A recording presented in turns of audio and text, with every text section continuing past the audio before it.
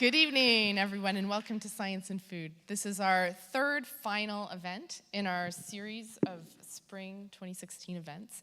I'm Amy Rowat, Professor of Integrative Biology and Physiology. So thank you all for coming tonight. So as many of you know, this lecture series spawned from a course that I teach here at UCLA called Science and Food. And the goal with this course is to take science that's something not very intuitive for many of us, and to use food, something that we all know and understand, to explain this. So from this course spawned our nonprofit organization, Science and Food at UCLA, and our mission is to promote knowledge of food through science and science through food. So you can learn more about our initiatives and what we're doing in research and education and outreach on our website, scienceandfood.org. So before we get started, I just wanted to highlight again for many of our diehard supporters out there that our activities and events like this all rely on your support. So we really appreciate your buying tickets to this event and making tax-deductible donations and buying our tote bags, which some of you already may have, but you can find them in the lobby after the event as well. So I'd also like to acknowledge the support of, if you could go to the next slide, some central people, such as, if you could go to the next slide, Laura Kainsinger for her amazing energy in making this event all happen, together with Dean Sork and Barney Schlinger, chair of the Department of Integrative Biology and Physiology, Dean Sork, Dean of Life Sciences here at UCLA, Wendy Slesser, Healthy Campus Initiative, and Louise Eno, as well as President Napolitano's Global Food Initiative as well. So tonight we're especially thrilled for the support of the Perennial Restaurant for supplying amazing Kernza bread, which is one of the only places in the country that's making this unique bread, and Sweet Green as well, who you can eat their delicious salad in your food packet, all plant-based. So the overarching theme of this year's series, as many of you may know, is the future of food. And one of the really pressing questions on this theme is how our current food choices and agricultural practices can be sustained. So a significant fraction, about 30%, of global greenhouse gas emissions come from agricultural and forestry. So livestock in particular make a significant contribution to these emissions. So meat itself has a tremendous carbon footprint that we're going to learn more about this evening. It takes about 15 pounds of grain to get 1 pound of beef. And all of that grain production requires a lot of fossil fuels that we'll learn more about from the experts this evening. But Michael Pollan really put it very succinctly, thinking about how it takes about 55 calories of fossil fuels to produce 1 calorie of beef.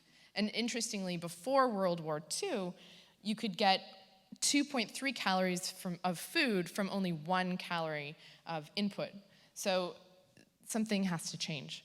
So this brings us to today's event that focuses really on carbon emissions in dining, and we're going to get down to practical take-home messages on what you can do yourselves and spread to your friends and families. So we're going to be hearing from leaders of the nonprofit organization ZeroFoodprint, who are really pioneering ways we can reduce the impact of what we eat. So I'm now going to introduce today's speakers, beginning in alphabetical order with Peter Freed, who we're thrilled to have with us today. He is the renewable energy manager at Facebook, who works to secure clean and renewable energy solutions for Facebook's portfolio of data centers. So prior to that, he served as the director of TerraPass, the famed, here's Peter, thank you for coming. He served as the, some applause, of TerraPass, where he analyzed and implemented sustainable energy and carbon offset projects for esteemed clients like Apple and Mercedes-Benz. And Peter also holds a degree in Earth Systems from Stanford University. So next, we're delighted that Chef Anthony Myint is here with us today. Welcome, Anthony. So Anthony is a chef, author, and restaurateur based in San Francisco who co-founded famed restaurants including Mission Chinese Food and Commonwealth, Mission Street Food, and most recently The Perennial, which is really a living experiment in the message and a mission of ZeroFoodprint, that from the cairns of bread that they're making that you'll get to sample this evening, to the restaurant's aquaponics system, to the decor that's of reclaimed and recycled materials. It's really a fascinating experience, and educational as well, and delicious. So Chef Myint's restaurants have received many accolades from America's Best 10 New Restaurants by Bon Appetit, GQ magazines, to Restaurant of the Year by the New York Times. What is particularly notable is that his restaurants are all producing donations, and they're all very charitable, having raised over $600,000 since 2010. So, great work. Inspiring. So finally, we're here that Chris Ying is here. We're delighted that Chris Ying has come down to join us as well. Thank you, Chris. So Chris launched the quarterly journal, Lucky Peach, with Chef David Chang and Peter Myint, both who have been in our series before. So in 3 years, the magazine reached an amazing circulation of over 100,000 and has won multiple James Beard Awards, which it's always a delight to read. So Chris and his Lucky Peach editorial staff curated, notably, the Mad Food Symposium in Copenhagen in 2013, which is where the idea for ZeroFoodprint was born. And interestingly, in our first lecture this series, where we heard from Chef Daniel Patterson, his idea for the local fast food restaurant that we heard about was also born at one of the same Mad Symposiums as well. So it's really a hotbed for new and revolutionary ideas in the food world. So Chris is also co-author of Ivan Ramen and the Mission Chinese Food Cookbook. So tonight's event, as our other events this series, will be in the format where we hear from each of the speakers on their unique perspectives on what brought them here today and their take on curbing carbon emissions. And then we'll have a panel discussion. We encourage you all to submit questions. You can write on little cue cards, and our volunteers will come and collect questions and bring them up to me. And let's get started. So thank you all for coming. Thank you for having us, and thanks everybody for coming out here. Switch to the next slide. Oh yeah, you can read more about plant-based foods and science and food on our website. Okay, you can go to the next slide. Why bother? Anyway, yes, thank you everybody for coming. I have to sort of assume that if you're here this evening for a lecture about carbon emissions and dining, that you really like food, or one of us, or something. I can't quite finger why you guys are here, but I will figure that out by the end. Why I'm here, my name's Chris. I'm the editor-in-chief of Lucky Peach. I like food a great deal, which I assume everybody does. This is relevant because being a sort of noted fatso and traveling around, a large part of my job being to travel around and meet chefs and eat at restaurants and do all those kind of fun, glamorous things, also creates a little bit of a guilt. I feel bad sometimes about my job being to just sort of travel around and eat. And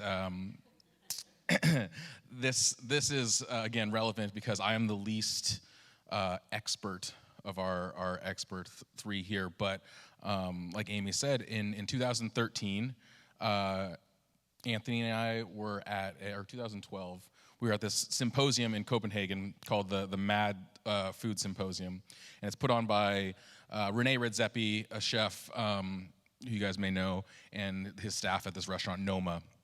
And it's really this gathering that's unlike any other food gathering I've ever been to.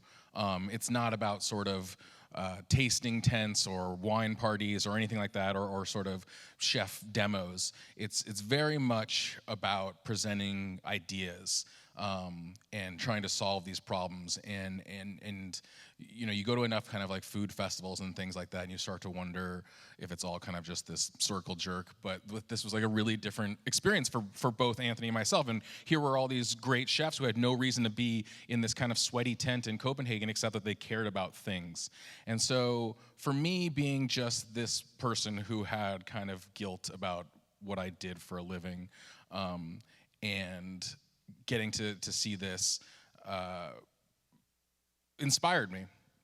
And Anthony and I started having these conversations about harnessing this kind of goodwill and energy, and pairing it up with what we all have noticed in the world, which is how popular food has become, how influential chefs have become, and what a part of sort of popular culture both of those edifices are. And we started talking about what we cared about and what we could sort of change using these two very strong forces. And we both sort of simultaneously talked about climate change as being the thing that keeps us up at night. Obviously, climate change is only one part of the myriad issues that face any business trying to be sustainable or environmentally conscious or what have you. And that the path of the green or sustainable person or business is sort of fraught with complications. Every time you kind of move one piece this way, you want to sort of shop more locally, or you want to become a zero waste restaurant. Someone says, but wait, if you do that, you're actually affecting this over here. And so we started thinking, let's focus in on one problem. Let's focus in on climate change and make it simple for restaurants to make a difference, and use the platform that is afforded to restaurants to inspire others in the way that we were inspired to kind of do this. So this is all to say, using what I thought was sort of just this frivolous activity of flying around and meeting chefs and sort of becoming friends and talking to people who are influential in the food world, using that for good really appealed to me. So we started ZeroFoodprint with the intention to help restaurants reduce their carbon emissions.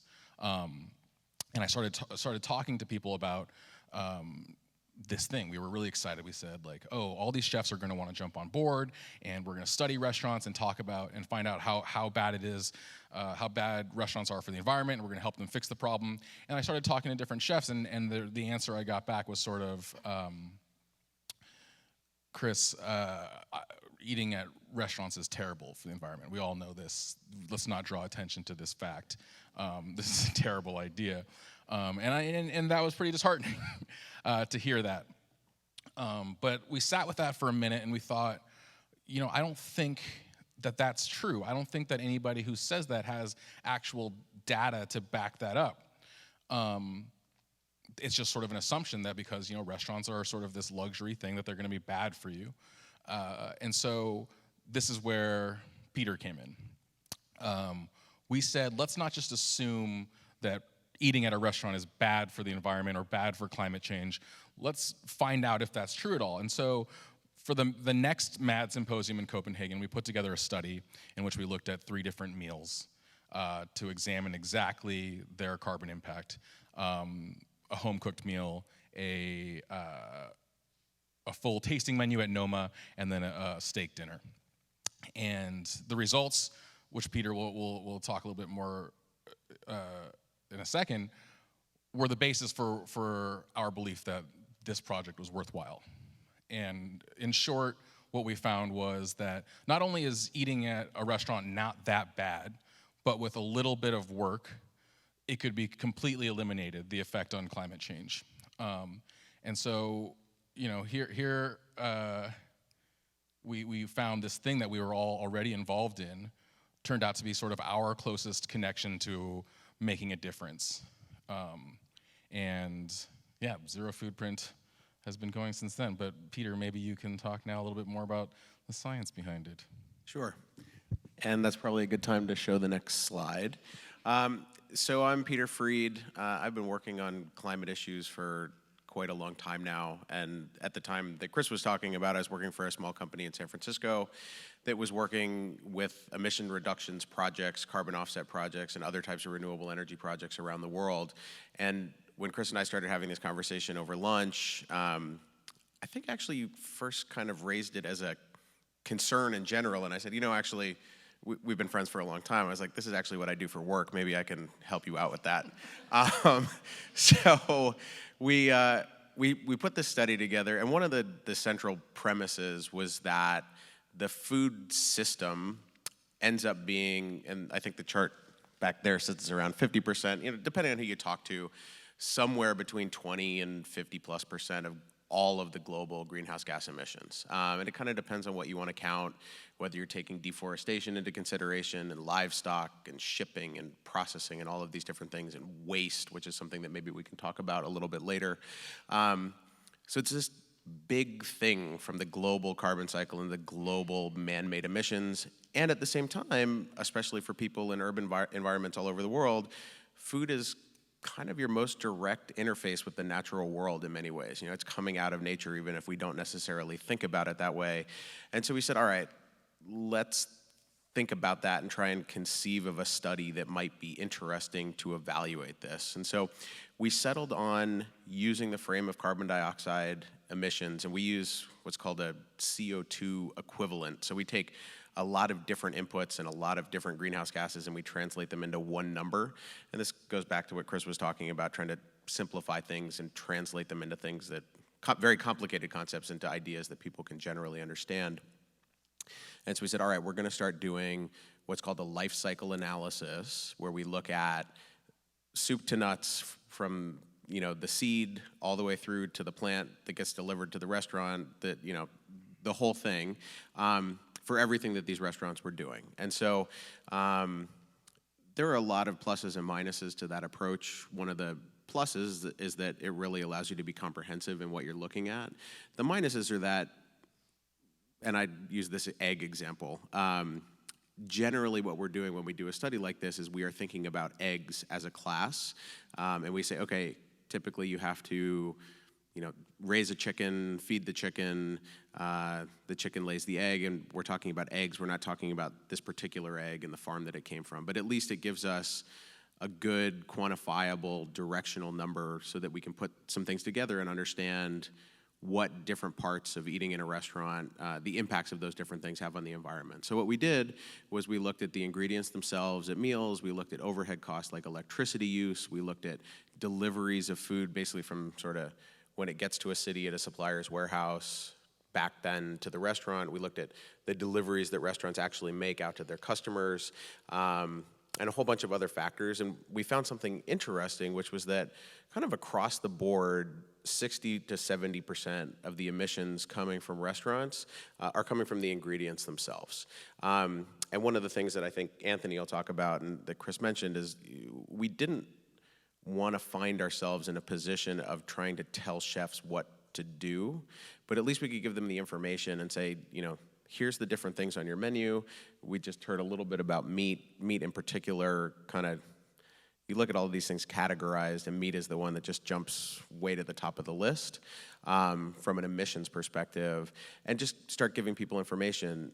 The other 30 to 40% of emissions are what we think of as overhead costs. So that's going to be electricity to run all of your equipment, the deliveries and otherwise. And those are the things where we really feel like there's some low-hanging fruit for energy efficient appliances, lighting, different things like that, where there may be some very easy things to do that also result in cost savings. So we did the studies. As Chris said, the very interesting thing was sort of the typical Friday night meal at a place like Prime Meats was actually very similar to the emissions impact of a similar meal cooked at home.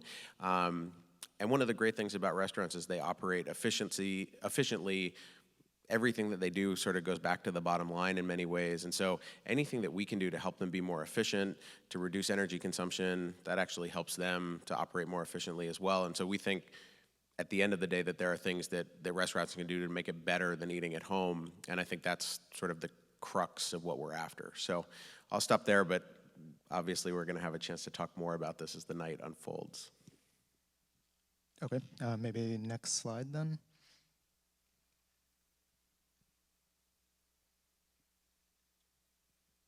So I guess speaking towards what Amy brought up in the beginning, I have a history of working with or starting restaurants with a charitable agenda. And so we started a Chinese restaurant called Mission Chinese Food. It received a lot of acclaim.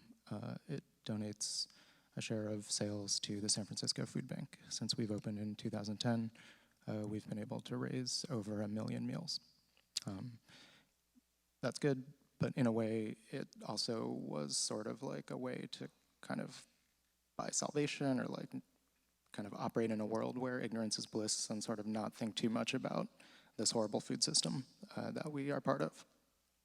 And I guess in 2011, my wife and I had a daughter, and we started to think, more about the future and different things. And I think we started to think about personally trying to make a difference in climate change, as Chris mentioned, by using, our position as restaurateurs and kind of just examining what things we could do.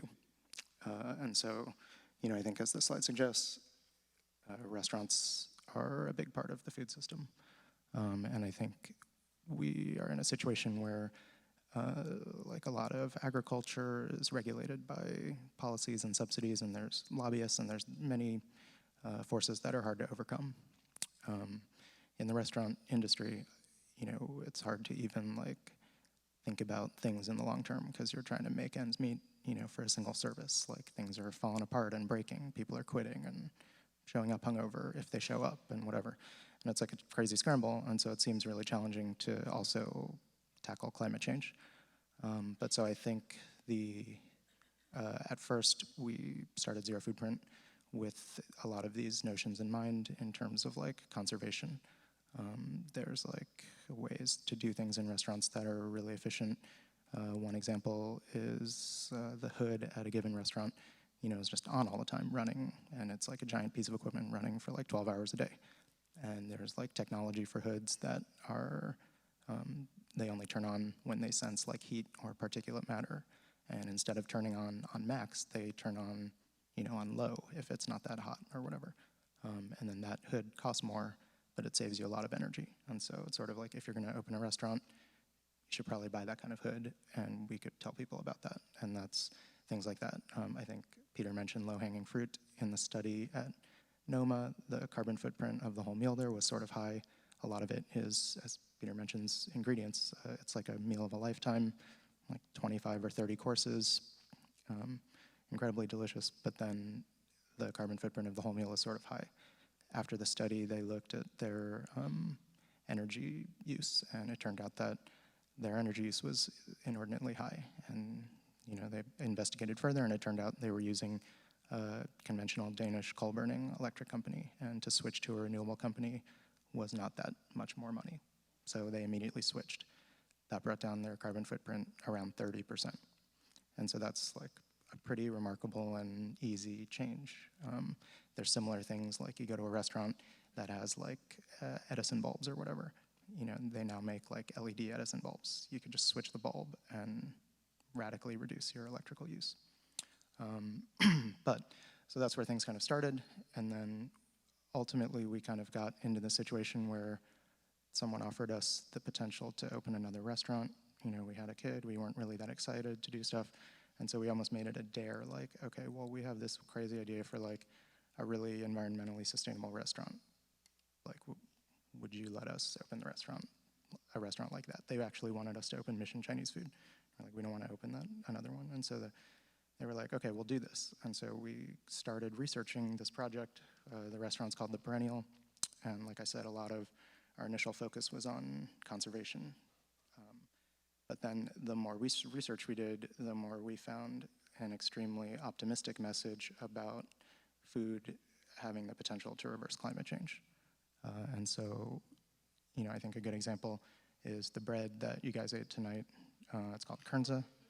Oh yeah, or if you haven't. Open your box and take out the bread. But I'll just do a quick visual. If you want to help me hold it up. But so conventional wheat covers something like 500 million acres in the world, and that's the item on top. And then the item on the bottom is Kernza, which is an intermediate wheatgrass that is a perennial grain recently developed by the Land Institute in Kansas, and it's spelled Kernza. Actually, we can just go to the next slide too. But so the so that kind of just shows over the year cycle, and it underscores the point that there's a big difference between perennials and annuals. And so, this tiny wheat on the top is an annual wheat. Every year, people plow over the field. All the microbiology of the soil dies. You grow it with fertilizers and inputs. And Kernza on the bottom is a perennial. It's there from year to year, improving like organic matter, topsoil quality. The root itself is carbon stored in the soil, and then you're not tilling the soil each year. And so I think like if you have any uncertainty about whether agriculture could be a part of reversing climate change, then I feel like this kind of gives you like a real visceral sense, like, oh, that's a really big difference. The stuff underground that we're not looking at or thinking about.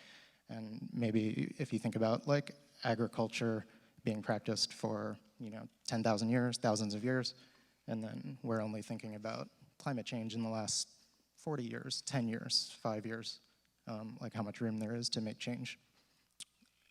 And a big round of applause for Chef Anthony for baking all this bread and bringing it here. I just brought it. Well, We have a still. pastry chef.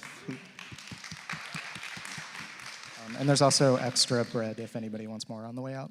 Or during, I think maybe during Q&A, if you ask a question, then you get more bread. So write your name on your cue card. We'll deliver you more You can also bread. just have bread, regardless.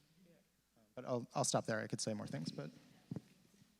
So this is fascinating. Then we'd love to hear more about how, when you were putting together the menu for the perennial, how you guys all worked together and how that shaped your menu, the menu choices. Because you made some really interesting choices of where you sourced the beef, for example, and there is beef on the menu, which is remarkable unto itself, given what we've heard about the horrible carbon emissions that are associated with beef. But so tell us more about how the menu of the perennial got shaped.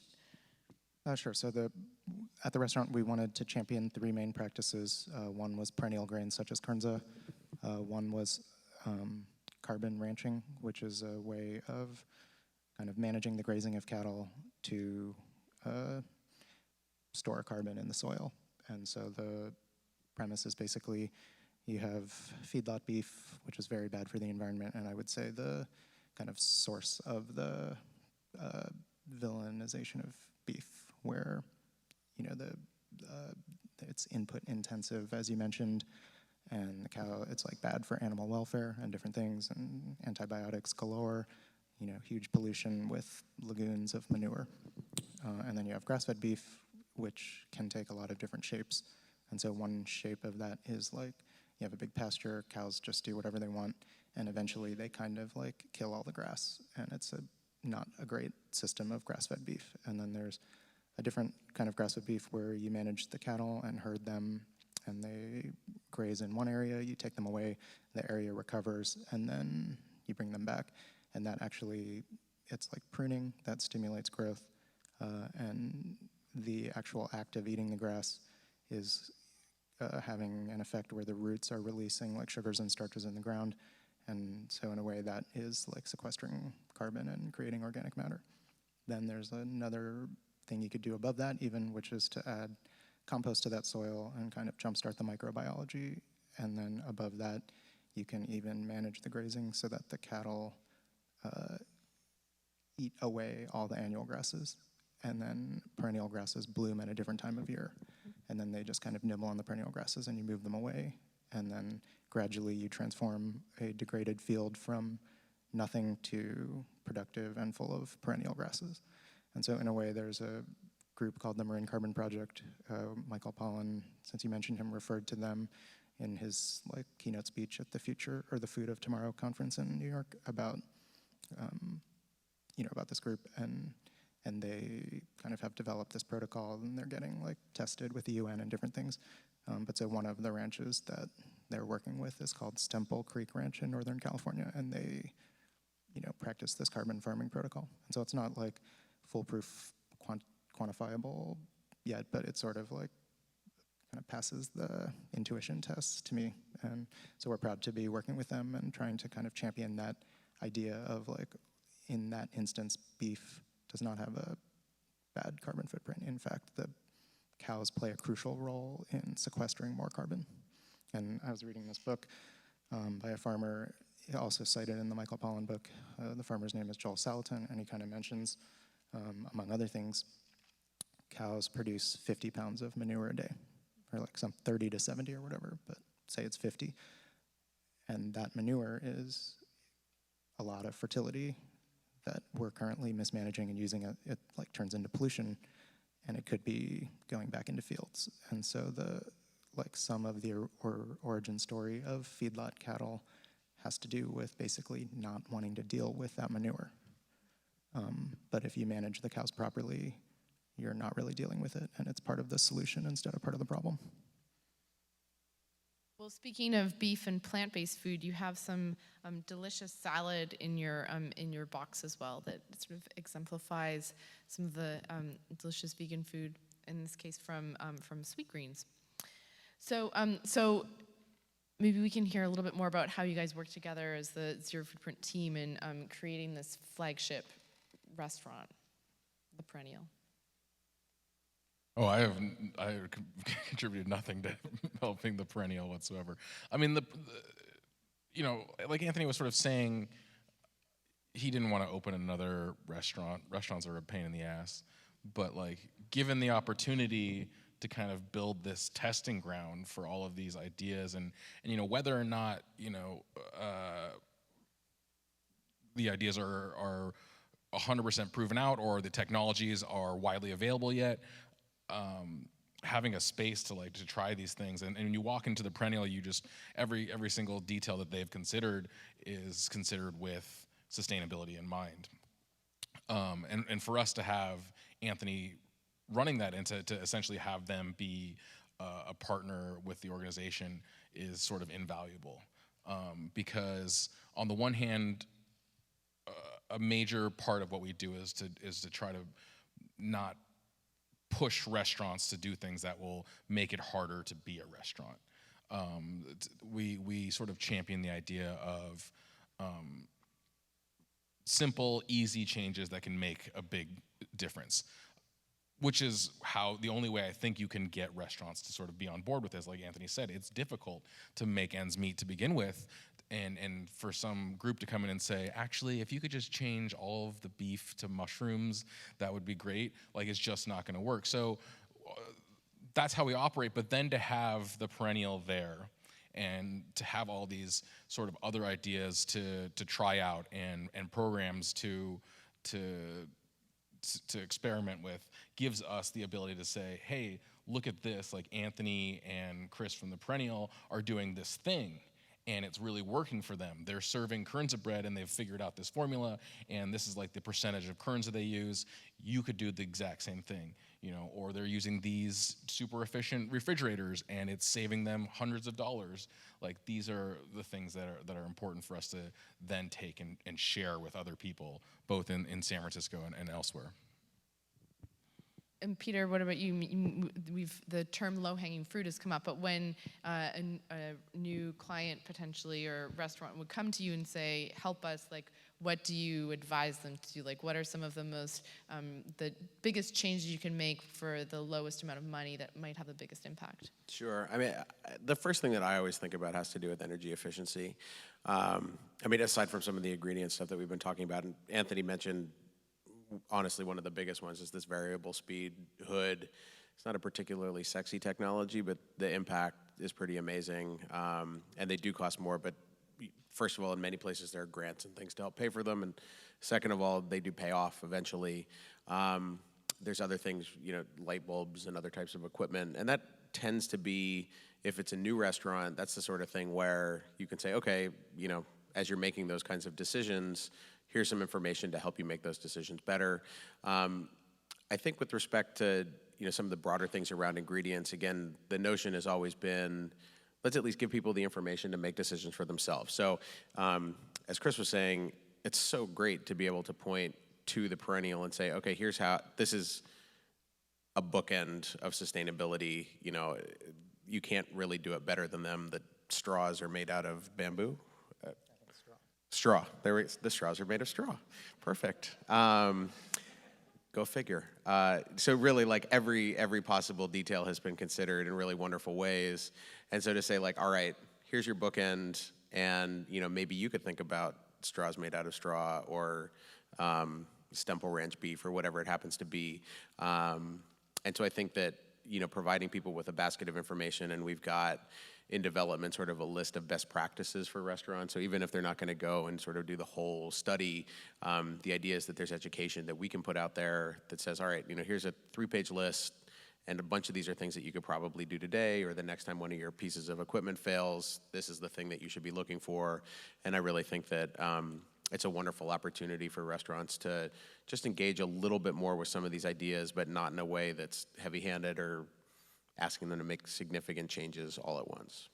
And if we don't own a restaurant, and how can we make some of these changes in our own lives? Or do you have sort of low-hanging fruit messages for home cooks or students even that can be making decisions, or people in UCLA dining who might be here tonight? Sure. I mean, I think a non-controversial statement would be that for an individual, or someone that's trying to figure out how to reduce their carbon footprint related to food, eating less meat is probably the most effective way to do it. I mean, there's a lot of other things to think about, but that's one where it's just, meatless Mondays go a long way. And I say this as someone that still eats meat, but that's certainly the easiest, most straightforward, sort of conscious day-to-day decision that you can make. Even within sort of the realm of meat, fish tends to be better than poultry, tends to be better than beef and lamb. Beef in particular, but beef and pork, lamb are really sort of at the top. The reason for that has to do with both the manure that Anthony was talking about, but also, and people don't really think about this, cows burp a lot, surprisingly. And something like 40% of all of the methane associated with a cow is just from burping. And so even if we're managing the manure and doing everything else that's really great, they still are emitting methane. And so that's always the first piece of advice that I give to people. Beyond that, driving 50 miles to go to a restaurant on a regular basis is probably not a great idea. If you can walk, take the bus. These are sort of basic things that improve the carbon footprint of your life overall, but they can certainly extend to thinking about the way that you eat and the way that you go grocery shopping and things like that. Yeah, I mean, I think it bears mentioning that one other sort of tenet that we forgot to talk about that we founded ZeroFoodprint on was this idea of trickle down. And, so of course it's like a little bit silly to be talking about NOMA's specific emissions. NOMA reducing their emissions to zero is great, but in the grand scheme of things, doesn't affect that much. People are still going to fly around the world. Sure, and I mean, purely from like a quantitative standpoint, one restaurant reducing its emissions to zero isn't going to save the world. But when Anthony and I and Peter first started talking about ZeroFoodprint, one thing we kept thinking about was the way in which chefs complain so much about people copying them, especially at the very top, and you have a place like Noma or Mission Chinese Food, these super well-regarded restaurants with very visible chefs and these and visible profiles, and you see everyone wants to kind of be in that cool kids club. Everyone wants to be like Noma or be friends with Noma or hang out with Danny Bowen or whatever the case may be.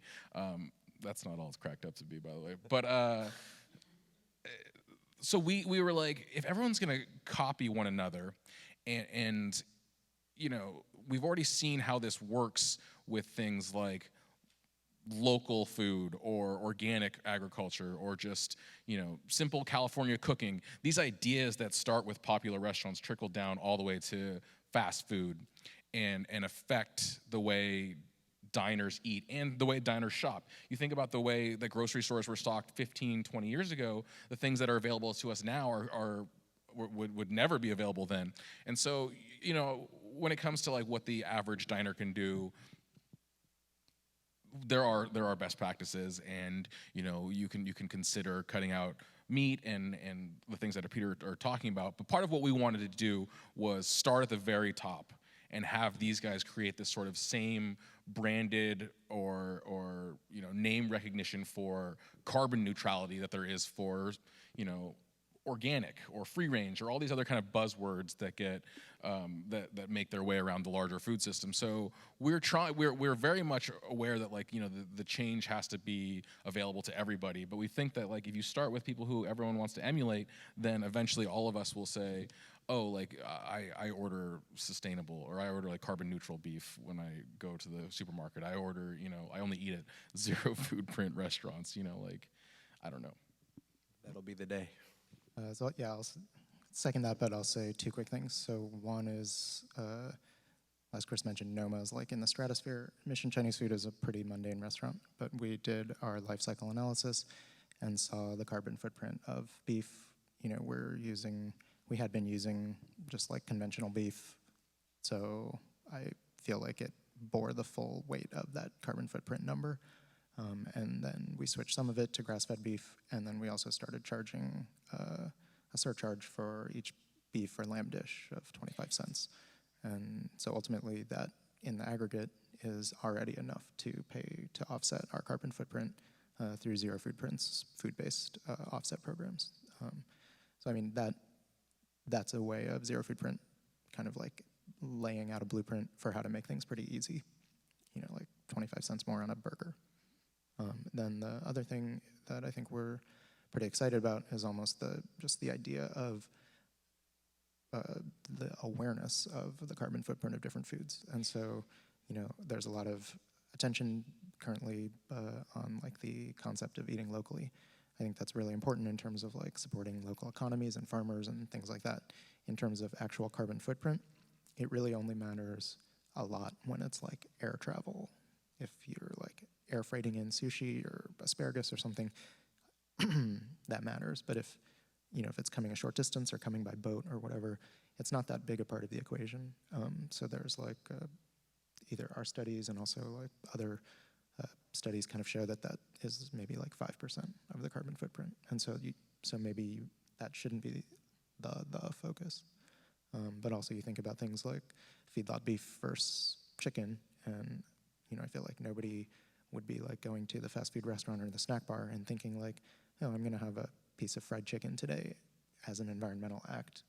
But if you have that piece of fried chicken instead of that burger, that has a lower carbon footprint. And so like, that's weird. We don't even think that way, but we could. Yeah, I mean, you noted it sort of in the beginning that Anthony's restaurants have all sort of had this charitable component to them, and had, whether it's sort of social activism or fighting hunger or climate change, there's always been this sort of built-in component to the restaurants he does. And this 25-cent surcharge that Mission Chinese Food is putting on beef dishes reminds me of something like when Anthony and I first started hanging out way back when. You know, I'm paraphrasing what you said, but basically it was like, I don't care that much about food or restaurants. Like, I care about these other things, but I noticed that you ask somebody to donate money, you ask somebody for $1 for a cause, and they're just sort of not gonna do it. And this has been proven time and time again. It doesn't matter. Like, you ask somebody specifically for this cause, they're not going to do it. But people don't really blink at like spending too much money on food. And so the prices at Mission Chinese Food are already reasonable, but to like put a 25-cent surcharge onto beef, like the people who are, I mean, we're all foodies. Like, I don't care, honestly, about the extra 25 cents. But in paying that, like, they're offsetting their entire year, the entire operation, and then some, you know, which they can, like, we put into like buying other equipment or whatever the case may be. So, you know, it makes me hopeful, honestly, that like if we can try to make, rather than being doom and gloom about climate change and sort of just like hitting you over the head with images of like melting ice caps and like drowning polar bears, if we can be like, look, going to a restaurant can be good. making a smart choice about which eating fried chicken can somehow be a positive act. If you can be optimistic about stuff, I just feel like fear hasn't worked so far. So I'm getting wildly off base here, but whatever, man. I think Chris hits on an interesting point too. I mean, one of the reasons, and this goes back to sort of the top-down, trickle-down approach, is that by making small changes at the level of an individual meal at a restaurant, we are aggregating a certain amount of environmental benefit up to the level of the restaurant. So, it would be sort of an interesting or complex thing for you to think about putting a quarter in a jar every time you made a hamburger at home. But if we can do that through the auspices of a restaurant that's serving however many hundreds or thousands of people a year, it's really an interesting means by which we can take a bunch of small, disaggregated changes for the positive good, aggregate them together, and then the benefit is all that much greater. And so I think, bringing more restaurants into the fold is definitely something that we're very focused on, because, ultimately the more of it that we can do and the more of these tiny little changes for each individual meal add up to something much bigger. So I just wanted to interject and make sure that everyone is getting their questions written down, and if there are volunteers who could collect those questions, it looks like there's some questions here, so we'll collect those and bring them up to the stage. And great. So meantime, maybe you can tell us a little bit more, Peter, about breaking down carbon analysis. How do you go about doing that, and how do you take in, at what level do you stop to? There was a question about this earlier. Do you break down, thinking about the tablecloths, like how those are laundered, the straws, and so tell us more about your methods. Yeah, I mean, one of the interesting things about when you start to think about life cycle analysis, even the name life cycle, you can kind of go crazy. So one of the things that we have to be careful about is where you draw the boundaries. And so there's a concept sort of within the world of people that study these things where you can essentially say that something is de minimis. It's too small to matter relative to the other things that we're looking about. So that's a piece of how we draw boundaries. Can you give us some examples of some of those things that fall outside of the boundaries of what you'd be considering? Interestingly enough, some of the things like laundry, for example. So when you look at the overall emissions from a restaurant, we actually did study the laundry at a couple of restaurants, and it didn't end up being a big enough number. When we were looking at the home-cooked meal, the emissions from sending food scraps from that meal to the landfill, that number relative to all of the other pieces, it wasn't big enough. So we've as we do more and more of these studies, we get some sense for sort of the things that are big ticket items that are going to move the needle and be important and things that aren't. With respect to the actual components that go into it, since we are, a small nonprofit organization, and then the companies that we work with to do the studies aren't sort of big research institutions like UCLA, we're relying on other people's primary research to give us a lot of the sort of life cycle emissions factors that we use in those studies. So there are labs and analysts around the world that focus just on this stuff. So they'll take something like that egg we were talking about before, and they'll say, okay, we've got the chicken and we know the energy that it takes to keep the chicken there, but we're also going to look at the feed. And so that means that we have to start thinking about how was the grain processed and how was the grain grown and was there fertilizer used in that? And going pretty far back through the chain to get to a point where they can say, okay, we really feel like we're covering all of the bases to get this piece of chicken to at least the distribution center, or in some cases all the way to the diner's plate. So we're kind of going through this body of work and pulling together as best we can information about whatever the particular ingredient is that we're looking at any given time. And in doing your research, any examples of the most surprising factors that had a bigger effect than you would have anticipated? I mean, the point that Anthony brought up was kind of an interesting one. I think we had some expectation that a lot of the transportation would be really material. And in the grand scheme of things, aside from air travel, we were talking about Noma, and Noma, for those of you that know, is an amazing restaurant that does a lot of interesting stuff, but they had like a box of mushrooms that was getting shipped in from Japan every week. And it was this very particular type of mushroom, and they needed it and all these other things. But, aside from those types of activities, some of the transportation stuff wasn't wasn't as large an impact as we expected. On the other side, this is another Noma example. They do a lot of foraging, so they're out around the area foraging for food, and it was interesting to see, I think there was a perception that, it's great that they're foraging and they're not relying on conventional agriculture for some of these ingredients, but it was also one guy in like a 25-year-old car driving around every week for 1,000 kilometers foraging all of this stuff, and so it had this huge emissions impact that nobody was thinking about. So after we did the study, they were like, well, either try to get him on a bicycle or an electric car or be closer to the restaurant, or I don't know. Surprising things like that do come up, and it's always really interesting to sort of see what people's expectations are relative to how the results end up. One thing I wanted to add to, like, when we did this study of Noma and prime meats, we presented the results at the MAD Symposium, and we hadn't shown any of these guys the results yet, and they were just, they had been so brave to kind of just open up their books to us, and we just sent us every single invoice, told us the size of the cars that were showing up to deliver every single ingredient, or like some of them came on like a boat, whatever it was, and so we were like, and here are the numbers, and like Renee and the Franks were just kind of craning their necks to be like, oh my God, what is happening here? And to their great credit, they were so brave in kind of allowing us to do that without knowing what the results would be. The foragers' car aside, and sort of like the mushrooms that were being flown in, like, again, I wanted to kind of emphasize that. With like simple change, like sending an email to their electric company, and Noma hosted one fundraiser dinner and offset themselves for the rest of their emissions for 2 years, and then some, and like helped us do all sorts of other studies, and so this is like, I keep on emphasizing this point, but it's like it doesn't take that much, and we know how difficult it is already. And to be the world's best restaurant like Noma, sometimes you do have to go out of your way to go find like a piece of woodruff in like a forest a million miles away, or whatever the case may be.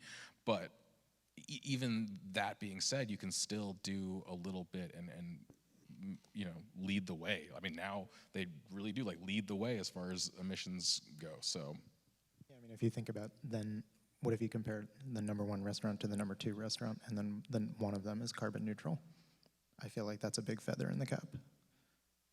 And then the other thing we should just mention quick is, in terms of that and raising awareness, not just at the chef level, but also at the diner level, we're in the process of kind of finalizing, or whatever, a kind of simple calculator that chefs and diners or home cooks or whatever could use to just like enter in the ingredients from a meal and kind of get an approximate carbon footprint.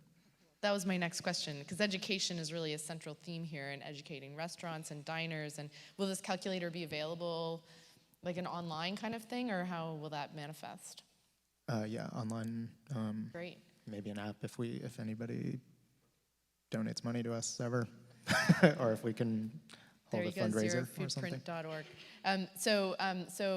Just eating in the perennial or visiting one of these restaurants, experiencing Noma, reading about your studies is one way to learn more about life cycle analysis and the impact of what you eat.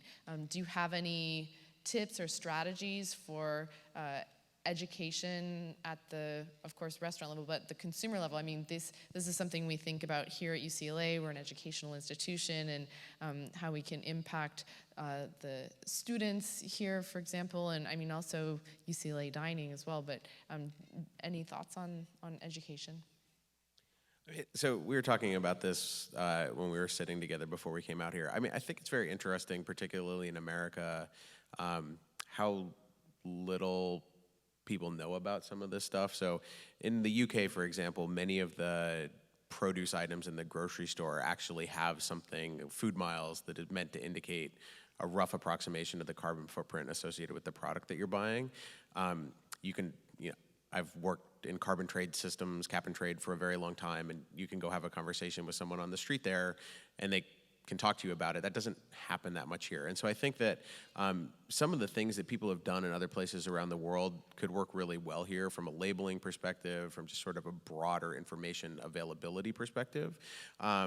Certainly at the level of restaurants, we, like I was saying before, we try to make it easy and give them information that they can act on relatively quickly and straightforwardly.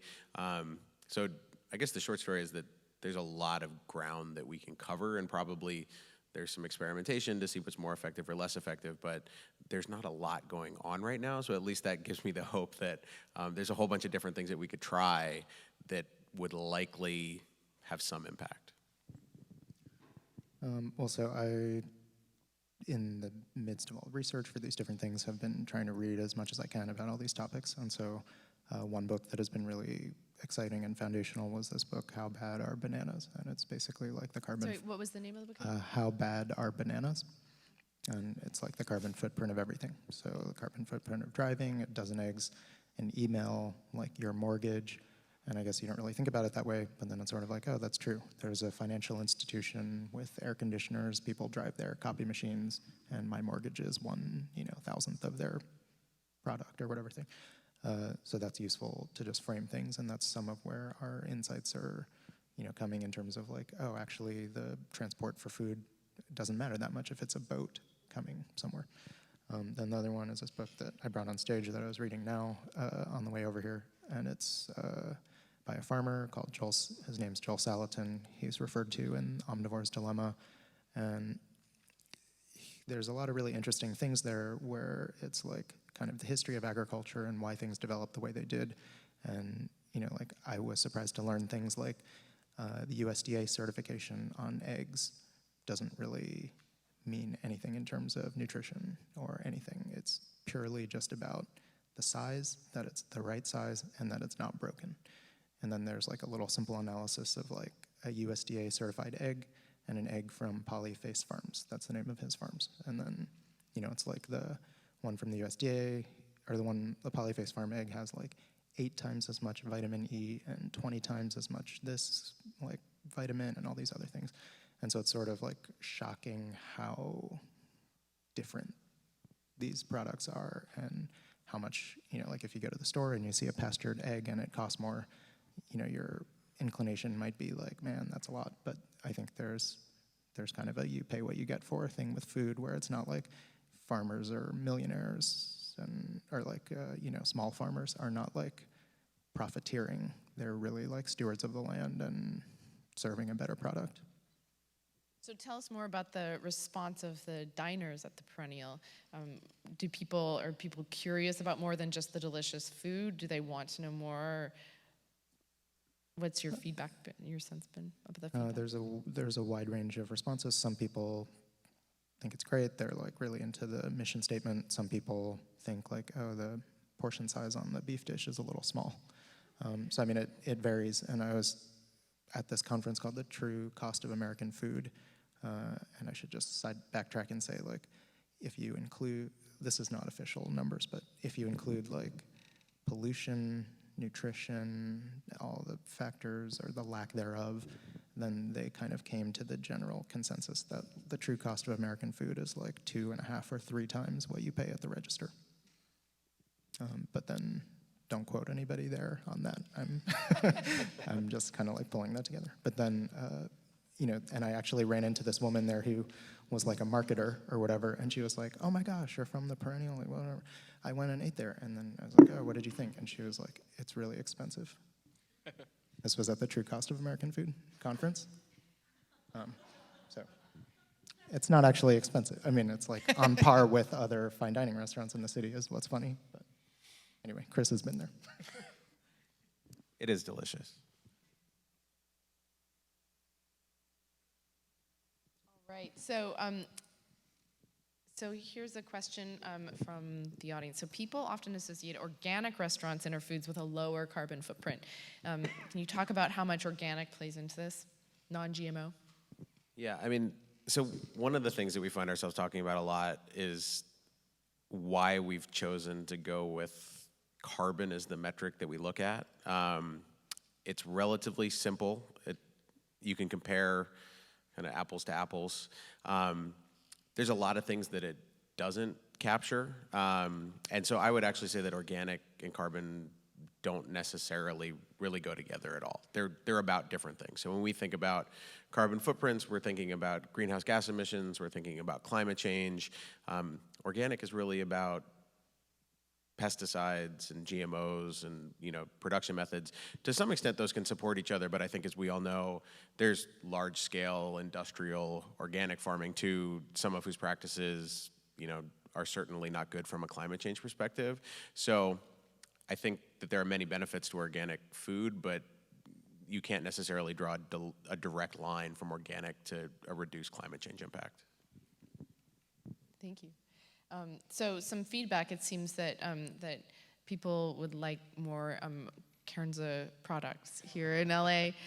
So I don't know if there's any, you mentioned earlier that that it's not possible yet to get Kernza flour, but do you want to talk a bit more about that, when Sure. it might be available in the future?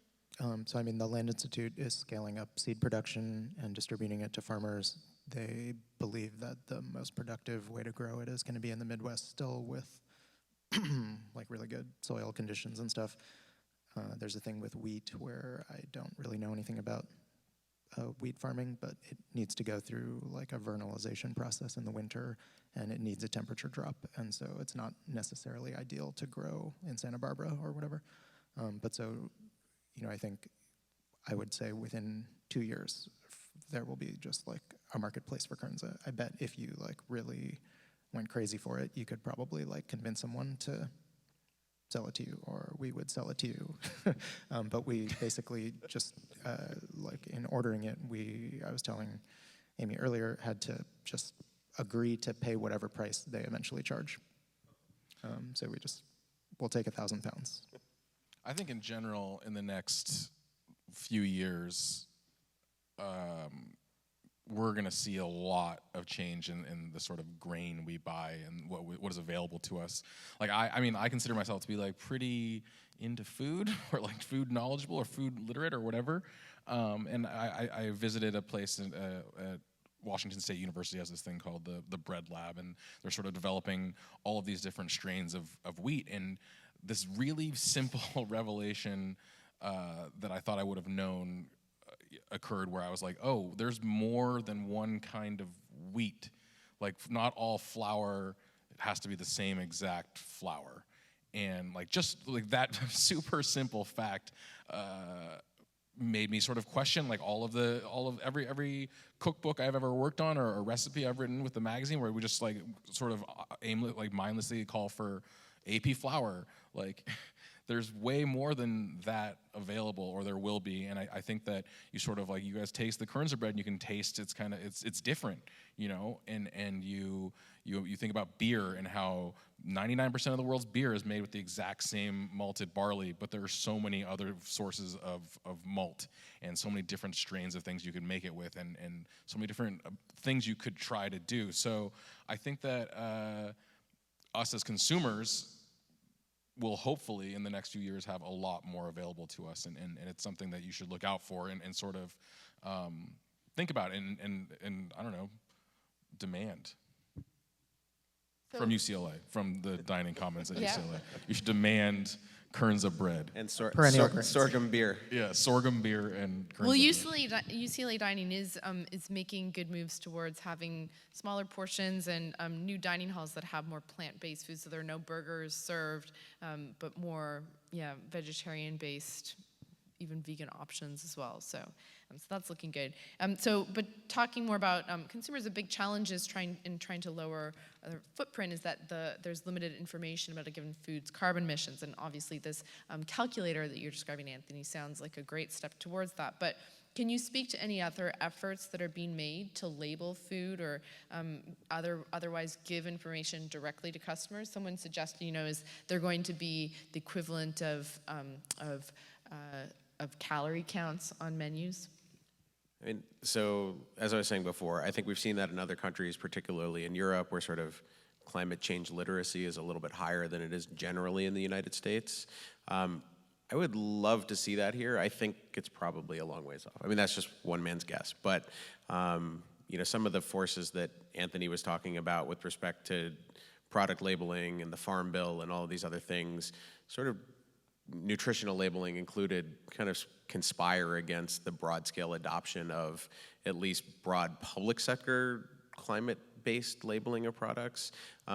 It would be really interesting to consider what might happen from the public sector. You know, it's, as for example, gluten-free has become this thing that people are so interested in these days, and I've recently started noticing sort of a gluten-free certification on certain products, which is clearly just a private thing that somebody started doing.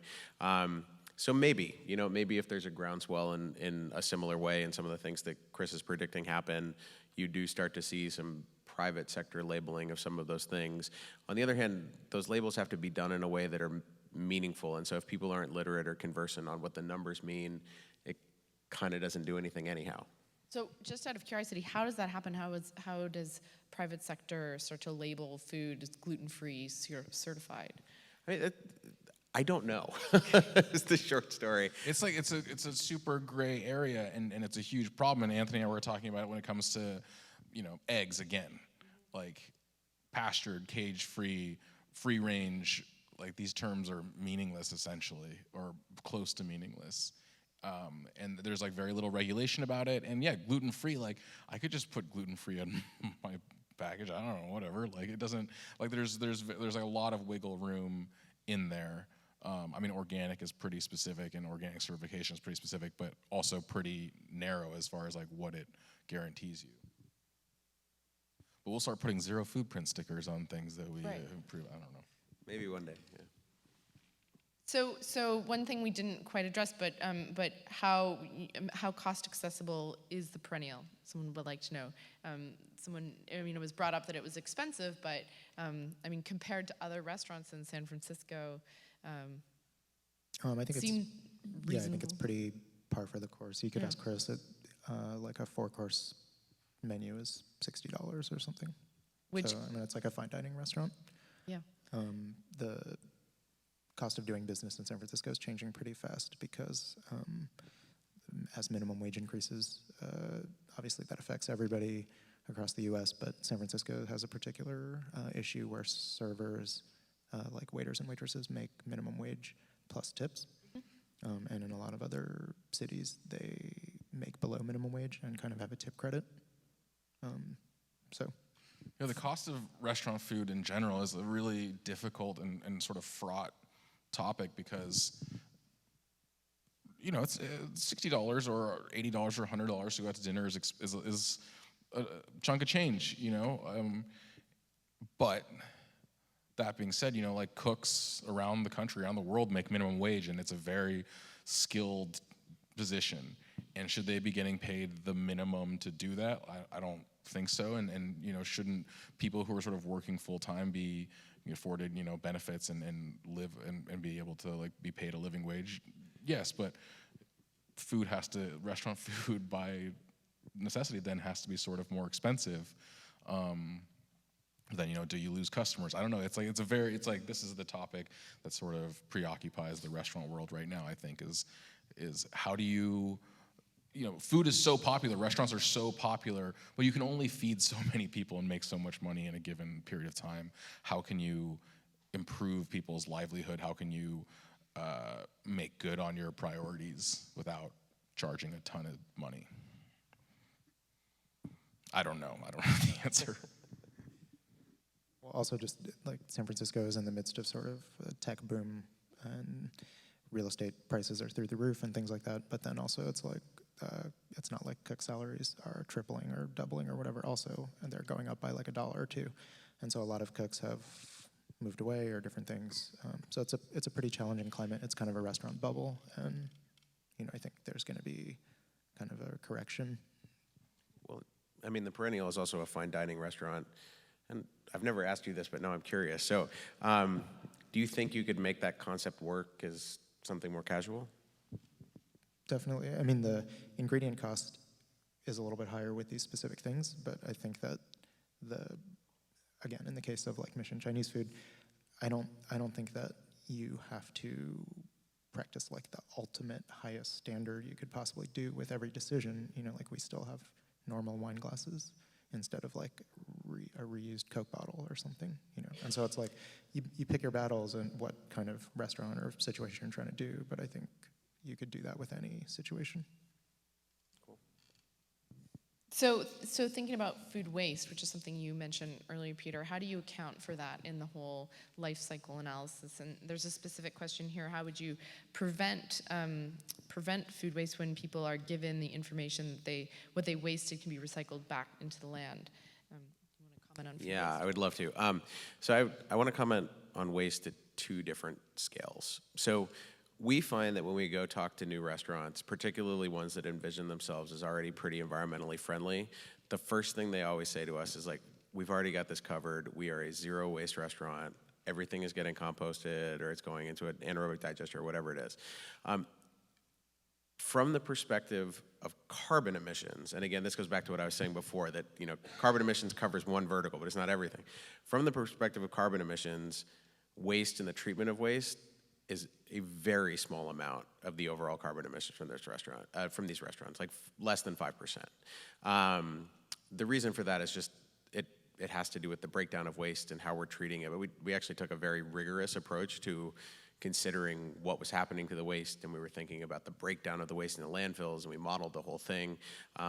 And the number just doesn't end up being that big. So it's not actually one of the things that we focus with the restaurants on, because the number isn't so large.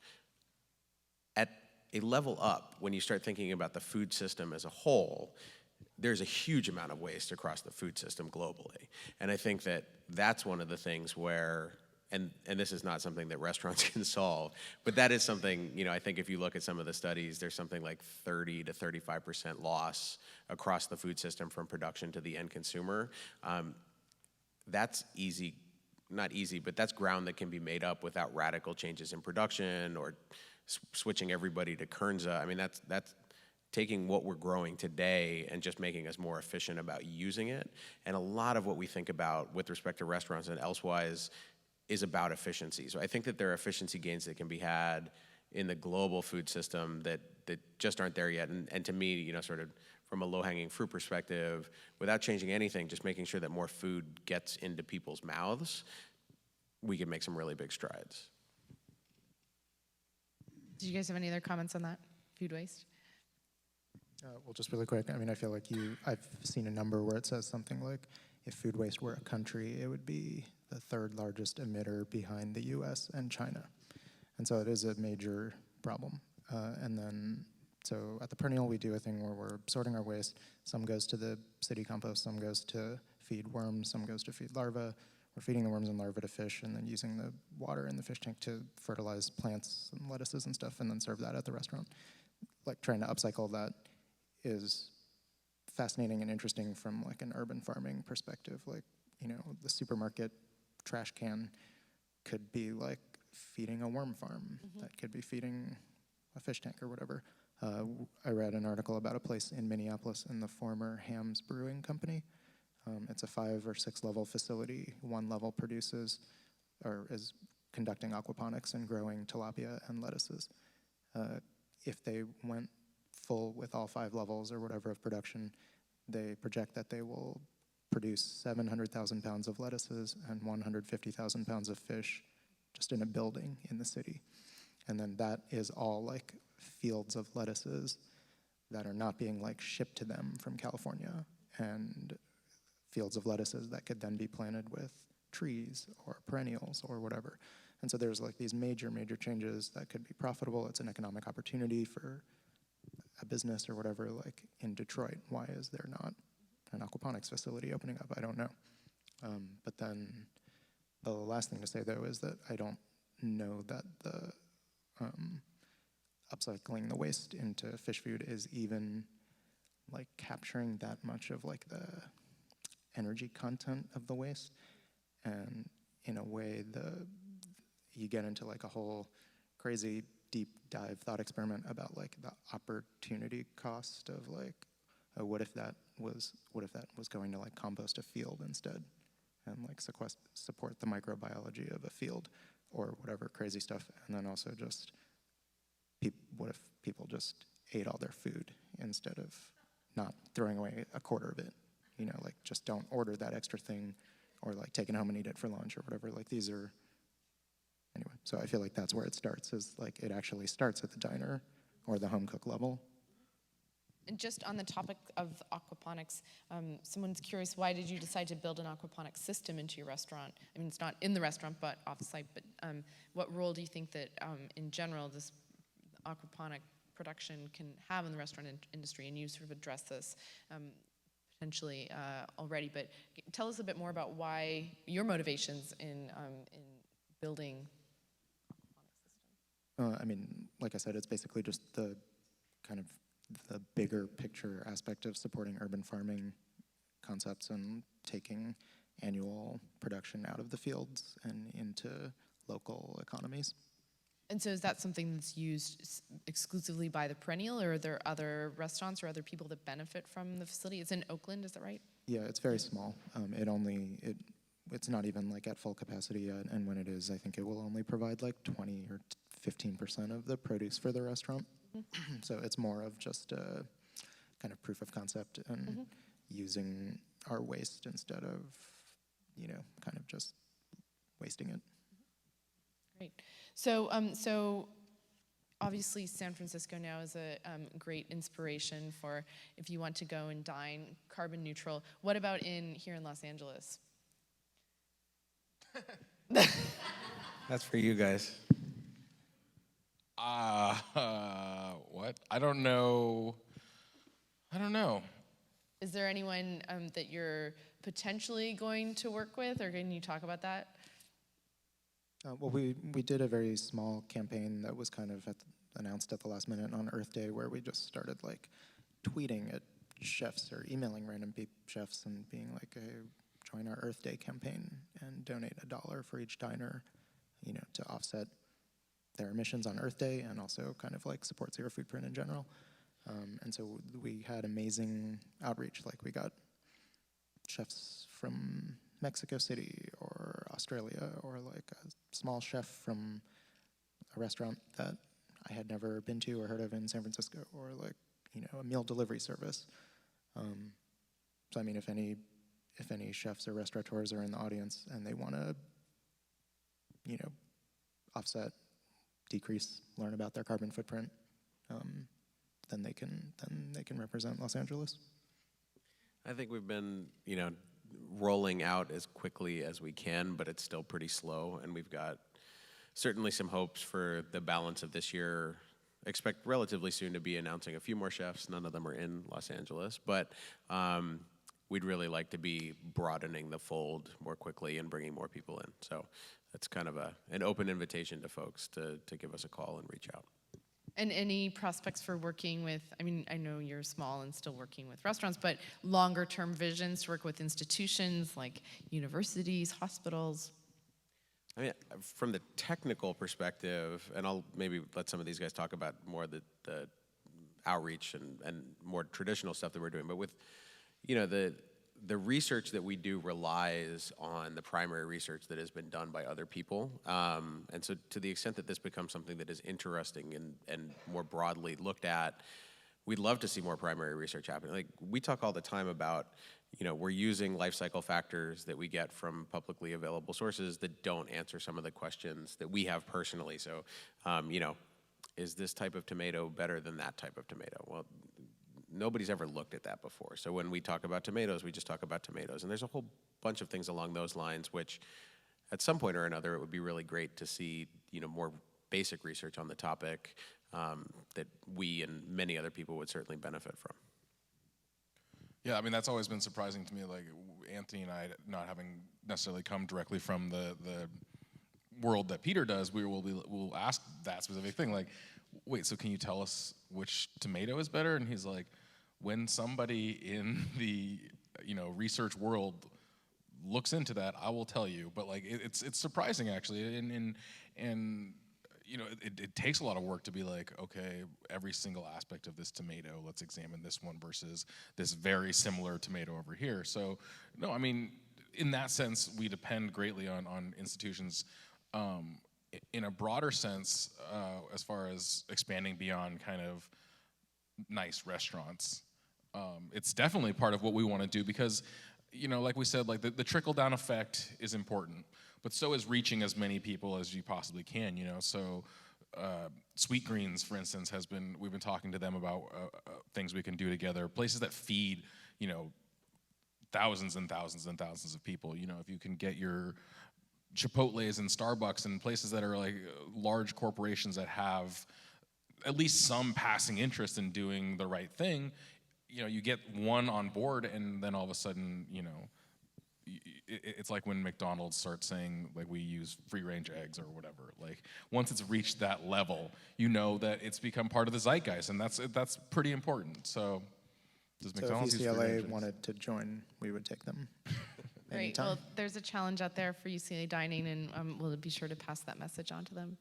Well, I think we're running out of time for this evening, but that was a really insightful, engaging discussion, and I think the future of food is bright. It is filled with some optimism in the air here, and some practical take-home messages for any chefs out there, industry folks, as well as home cooks. And so let's thank our speakers once again.